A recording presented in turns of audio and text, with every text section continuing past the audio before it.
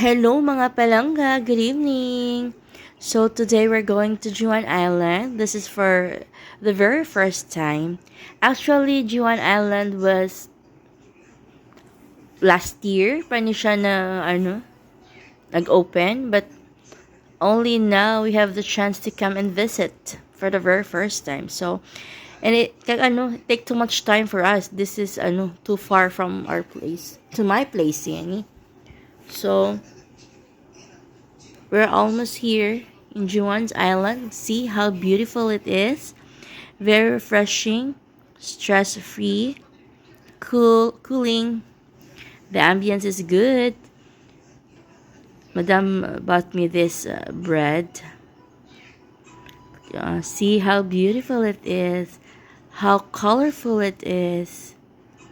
Nami siya kay do katawhay lang bala ka presko katawhay. Tapos mapapawaw ka sa mga design, mapapawaw ka sa mga glass design, mga decorations. You see how beautiful it is. You see the crocodiles, nandito pa si crocodiles. You see, so nice. Juan Crystal Walk.